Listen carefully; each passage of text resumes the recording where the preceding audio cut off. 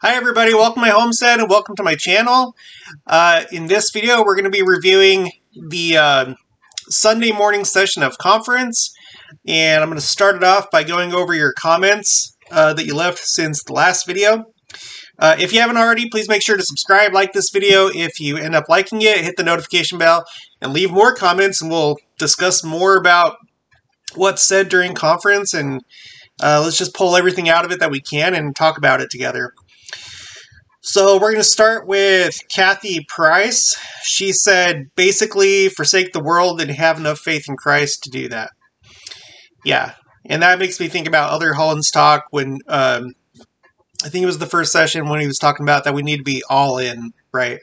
It actually makes me think, there was a long time ago, I can't remember who said it, but someone gave the example of like how, there's a lot of saints that have their main home in the gospel of Christ, but then also have a summer home in Sodom and Gomorrah, essentially. How, there's people that are trying to kind of have it both ways, and it's like, no, we have to be all in when it comes to the gospel. We can't have a summer home in Sodom and Gomorrah. Let's see. Green Tree, I just want to confirm I did not delete any of your comments. And if you haven't already read my comment, it's like when you talk on other people's channels, like I was trying to do some self-promotion on some other channels, and I know that's kind of frowned upon, but I think certain words or certain phrases may trigger the algorithm, and then YouTube deletes it, but I have not deleted any of your comments, so and I'll make sure to check out that channel. Let's Get Prepared said, the Saturday session has been some heavenly words. Yeah, definitely. This has been a really good conference so far, I think. There's been a lot of talk of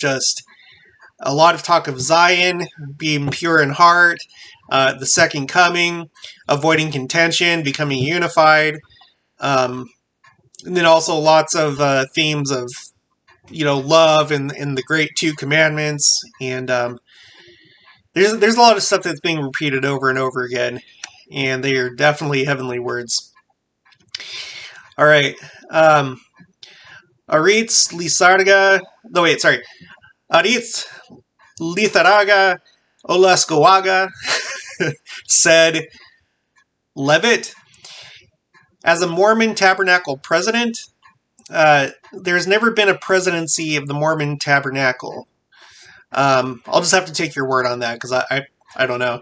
Perhaps we need a descendant of Levi to preside over the choir that welcomes Christ back to earth. Now that's an interesting idea, because I know somewhat that the Levites were involved in like singing in the temple. In fact, I did a video on my channel talking about, there was a Levite recently this year, just a couple months ago, that for the first time in 2,000 years sung on the Temple Mount. His name is Yair Levi. I'll put that link in the description below. It was like one of my first videos that I ever did, but that is interesting. I'd have to look up and research the name Levite, but it's not too far of a stretch to think that it might be derived from Levi. Let's see. And then he continues on. We know how important music is and elevates souls. Did you know that the Levites had a special talent for music in the Old Testament, and how important it was for the priest to sing well in and out of the temple? Yeah, I had some sense that it's like there's a close relation between music and priesthood. Well, there are many people with Levite blood and last names, and here's a list of last names like Cohen, Khan, Connie, Cohen, Cowan, Cohen, Levine, Levi, Lewinsky, Lewin, and Levitt for sure is one. Okay. And Cohen has been a common last name for talented musicians. Yeah, with these names like Khan, Cohen. I know that modern day Levites in the Jewish faith, they're called the Kohanim. And I don't know much about the synagogue and how services are held, but I know that there's like a position called a cantor, and it's like a guy that sings. I don't know if he's a Kohanim. I'll have to look into that more, but anyway, I really like this comic because that would be really interesting if President Levitt, if he has some Levite blood in him. That would be really interesting. Nat and Joe Christensen says, in response to that, what an interesting comment. I learned a lot. Thanks. Yeah, me too. And then he put down another comment. Says, as far as I know, Davis means David son, or Davidson, who is the son of David other than Jesus Christ. Who is the son of David other than Jesus Christ? Perhaps Elder Dave. Well, okay. So before I go too far into this, so I can say for sure that Davis is derived from David because my last name is Davies, and he's putting down this comment because of my last couple of videos, how it's been commented in, it's been brought up in 2 different sessions that Elder Davies passed away this August. And one more time, in case you haven't saw my other videos, some interesting things happened in relation to Elder Davies' death. One, he's been mentioned twice in conference in 2 different sessions, which I don't remember any other 70 or emeritus general authority being brought up like that in conference. Like, so he must have been important in some way to the 12 and the first presidency or something. And then 2 days after he passed away, there was a tornado in North Salt Lake, where he's from, North Salt Lake. Very, very, very, very, very, very odd. So I'm taking note of it. His death has been mentioned twice, and then there was a tornado 2 days after he passed away, just north of Salt Lake, in the city of North Salt Lake. So, yes, Davies and Davis, I know that it means David, or it's kind of like a pet name for David. It also means beloved of David, or something like that, or the son of David. Davies, specifically, it's more of like a Welsh name, and in my ancestry, I have, on my dad's side, it's like all Welsh and all English for the most part. There's maybe a little bit from other places, but heavily, heavily, heavily Welsh. And Davis is just a variation of Davies. So yeah, they would both mean David. So is there a significance that Elder Davies had that last name and seems to have been an important person? I don't know. Maybe. We know that north of Jackson County, there's Davies County. I don't know how it's pronounced. I've been told that you pronounce it Davies because it has 2 S's at the end instead of 1. So maybe it's Davies County or maybe it's Davies, but that's also just an interesting thing to note. But he continues, perhaps Elder Davies' death is a sign that Jesus Christ is coming soon. The day that Methuselah died, the deluge started, so Methuselah's death was a sign. Could be. I don't know. I find it very odd, first of all, that there was even a tornado in that area along the Wasatch Front, let alone twice within 22 years, because there was the one that was this year in North Salt Lake, and then there was the one in 1999 in downtown Salt Lake City which brushed by the temple. I don't think that those are coincidence. I don't know necessarily what they mean. I've kind of gone into that at length, but I'll link those in the description below in case you want to check that out. Let's see. We have Carol Bridger. She says, follow the prophet. He knows the way. Pray, repent, obey. Yeah. Yeah, there. You know what? that's actually another theme I think I've noticed is there's been a lot of people talking about the importance of following the prophet this conference. So, Benjamin, go close the door.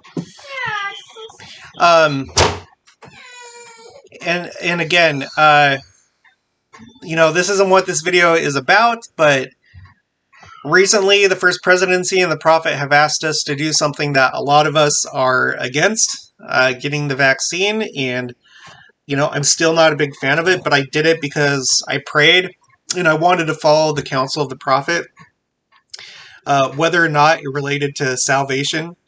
And in this case, it doesn't relate to salvation, but I think that it's still wise to follow his counsel. And against my better judgment, I decided to go ahead and do it.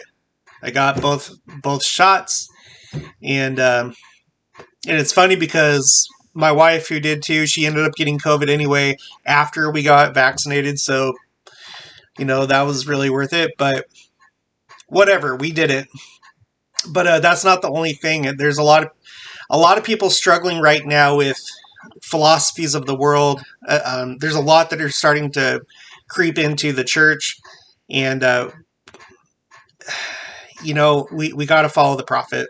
He's not going to lead us astray. If we truly believe that the church is true and that he really is a prophet, we got to follow him, even if it goes against our political beliefs, our personal beliefs. And maybe we need to rethink some of those things. So, that concludes the comments from you guys. I'm just going to go over now some things that I noticed. I'm going to go over my highlights. So first, Elder Dieter F. Uchtdorf, he was talking about making sure not to drift off course and, to not go in circles. And that if we seek it, we will receive revelation from God. And that's another thing that they've been talking about a lot this conference is receiving revelation. And I bring that up because President Nelson said a while ago that the day's going to come when you're not going to be able to survive spiritually without the constant guidance of the Holy Ghost. And it seems like they're really trying to remind us of that right now. He said we can't rely on the testimonies of others forever. And I thought that was interesting because we know that the parable of the 10 virgins is about that, about those wise virgins who have taken the time and developed their own testimony, and they have a solid testimony, and they're prepared, they're righteous, they're waiting, compared to those that didn't have enough oil in their lamps, and they asked if they could use the oil from the 5 wise virgins, and that it didn't work, and then they ended up not making it to the marriage feast. So, I think that this definitely relates to that parable, that we can't rely on others' testimonies. If you don't have one, work on it. Do what you can right now. He talked about how the restoration is an ongoing process. That's another thing that I feel like they've been talking about a lot. There's a lot of repetitive, a lot of different themes, a lot of different phrases, a lot of things that's being repeated in this conference. I think more than any other conference that I really remember. I feel like there's a lot.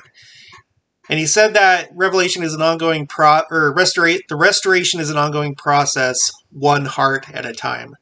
And there's that phrase again, heart. There's been a lot of talk about hearts. And I think that's important because we know that Zion means the pure in heart. And that's what we're trying to build right now. So it makes sense that we'd be using all this heart language and imagery in these talks.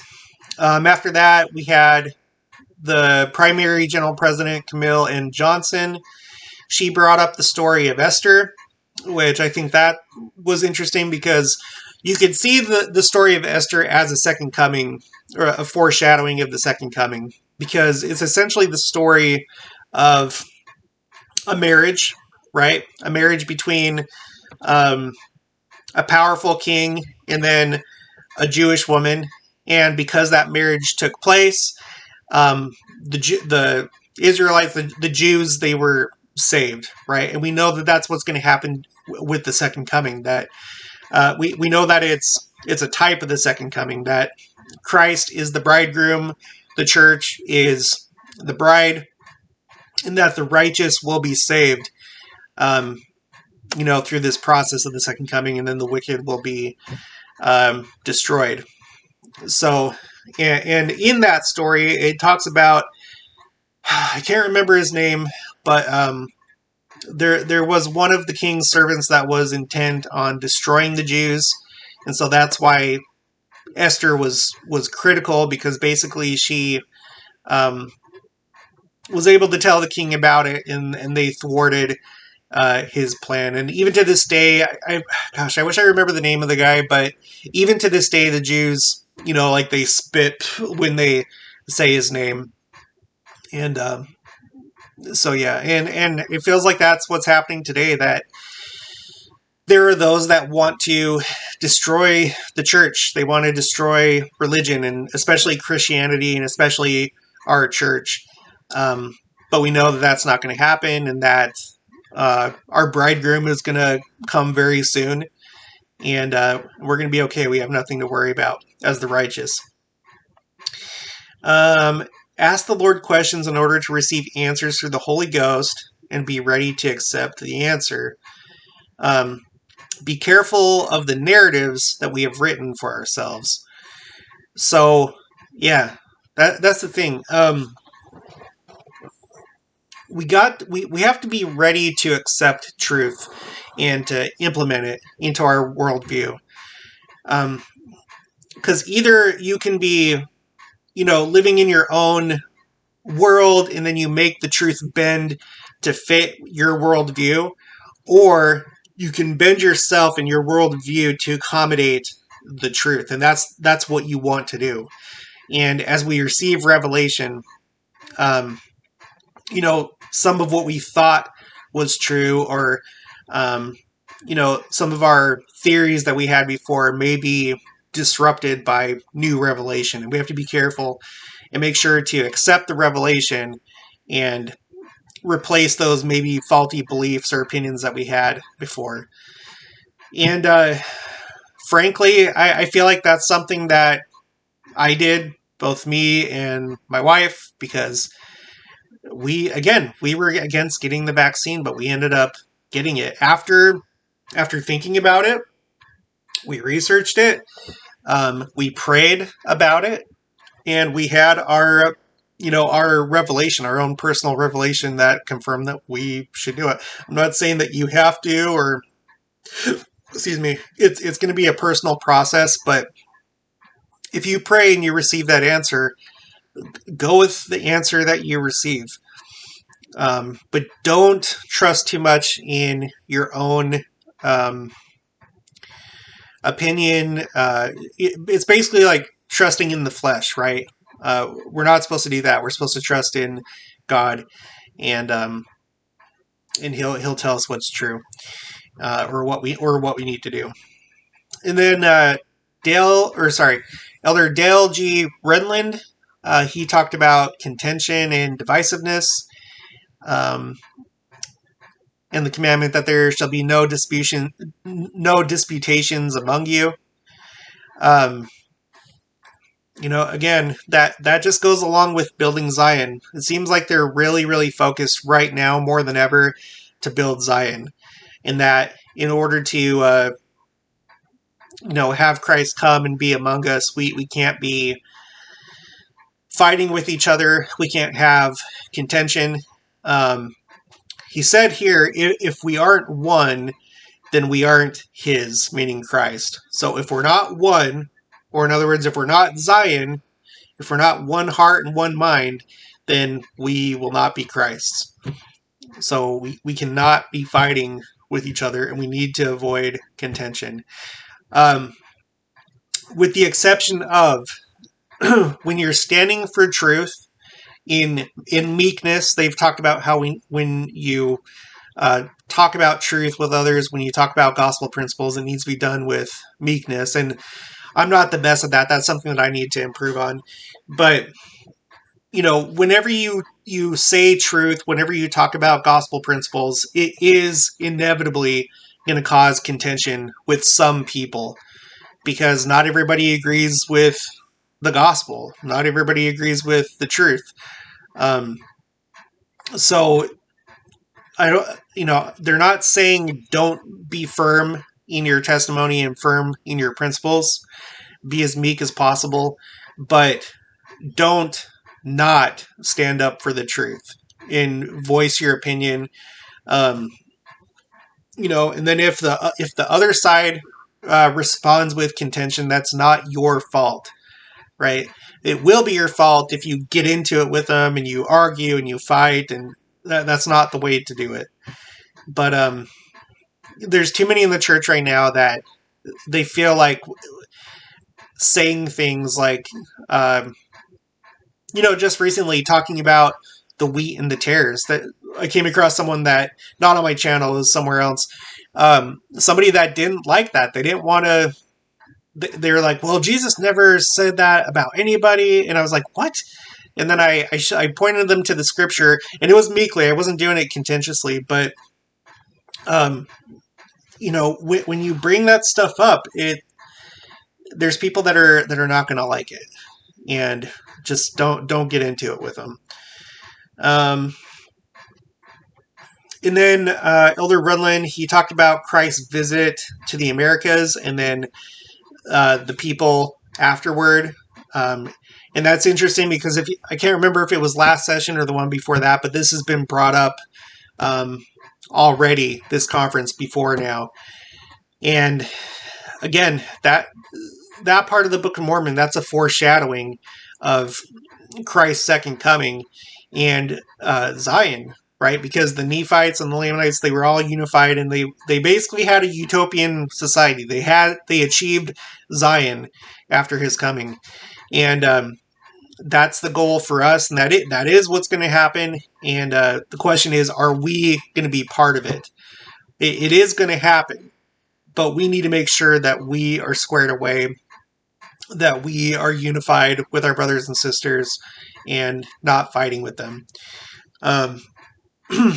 So it's just a lot of second coming talk, and then it gets even better. We have Elder Quinton Cook. He flat out said, we look forward to the millennial reign of the Messiah. And then he said, in my time, I've never seen such a great lack of civility. And he's been alive for a while, so I think that's saying a lot. Let's see. Peace is not assured until the second coming. He said that. We need to remain firm and steadfast when it comes to righteousness. Talking about what I was just talking about, how don't be quiet for the sake of peace. Be meek, but do stand up and share gospel principles. Stand up for righteousness in a meek way. And then he said, we need to follow the current admonitions of President Nelson. And he didn't make a distinction between, spiritual admonitions or temporal admonitions. I think that I get the feeling that a lot of these speakers have basically been backing up President Nelson and the first presidency with that message that they put out. Because I know it's been a heart sore for a lot of people. A lot of people don't want to do it. I didn't want to do it. I'm still not too thrilled about it. But, I've done it, and I support them all the way. Because I know that they're not going to lead us astray, neither spiritually nor temporally. And they can see into the future and see things that we cannot. All right, and then lastly, it was President Nelson, and he gave a pretty interesting talk. He started out talking about the renovation of the Salt Lake Temple, and that this temple must stand much longer. he also said, just flat out, that it needs to be able to withstand the forces of nature into the millennium. So I've mentioned on my channel before that I really think that this renovation that they're doing of the Salt Lake Temple is specifically in preparation for the millennium. I don't know. I think everyone kind of assumes that there is going to be a really big earthquake in Salt Lake. The big one. That's something that I grew up with, because I grew up in Salt Lake. How someday there was going to be, the big one that strikes. So I don't know if he knows for sure that that's going to happen in the lead up to the millennium, or if he's just trying to be wise. But they're not just preparing it against earthquakes. They're also renovating all of Temple Square and actually extending Temple Square over to like the church office building area where you have that big fountain. And I did a video about that too. I'll put that in the description below. But I feel like they're trying to get this temple, which right now is our flagship temple of the church. I think they're trying to get it ready for the second coming. It's like doing, it's like cleaning a house and, excuse me, just getting it ready for Christ to come. So I think that that's significant that he brought that up. He said unprecedented times call for unprecedented measures. And how will we need his power, the power of the Lord, in the days ahead, his healing power. That's a little concerning, but I guess not. The righteous need not fear, but it seems that President Nelson feels that we're going to need Christ's healing power in the days ahead. He mentioned how Elijah came to the Kirtland Temple. That's another thing that I've noted. There's been a lot of talk about Elijah. And, of course, on the one hand, of course, Elijah brought back the sealing power. And they've been talking a lot about temples and getting your ordinances done. But again, Elijah is specifically one of those signs of the times or events that's supposed to happen before the second coming. And in our church, we know that's already happened. He came to the Kirtland Temple. So, you can check that one off the list. But Elijah has been mentioned many times during this conference. He talked about the changes to temple ordinances. Because there's been people that have been concerned about that. So hopefully that gave those people that are concerned some comfort. The endowment has changed over time. I'm aware of that, and I'm sure a lot of other people are too. And then he brought up three things. One, the restoration is a process, not an event. So the implication there is that things are going to continue to change, and there's probably going to be new things that are added to the church. So just be ready for new ways of doing things, just brand new things or concepts or who knows what. Two, the ultimate objective of gathering Israel is bringing them to the temple, is to bring the temple to God's children. Okay? And then three, the Lord reveals more insights. Okay. And then he said that others will follow in regards to temple changes. At least I'm pretty sure that's what he said. My notes here aren't perfect, but I'm pretty sure he said that more changes are to follow. So let's just keep an eye on that and see what happens. And then a really interesting thing he said is that because of the temple, you learn how to part the veil and have angels attend you. Okay. I'm not going to expand on that because I don't know if he means within the temple itself, or if somehow you're able to do that outside the temple. Yeah, I'm not going to really speculate on that. I'm not going to speculate on how literally he's talking about this, or not metaphorically, but more spiritually he means that. I don't know, you know. And that's the end of my notes about this session. So really interesting things. Lots of recurring topics, themes, key phrases. You know what, let me just list them off now. Okay, these are the things that I've noticed have been repeated multiple times. Elijah, the Great Two Commandments, contention and being unified, talking about hearts. What else?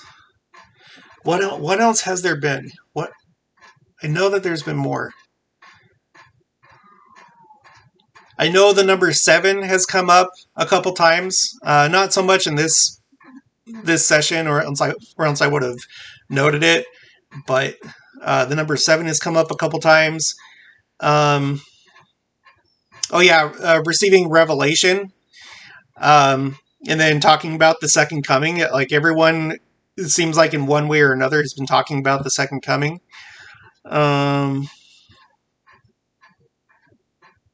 Yeah, that's all that really comes to mind right now. But anyway, yeah, so I'm just going to leave it there. So hopefully everyone's having a good general conference. We got one more session to go.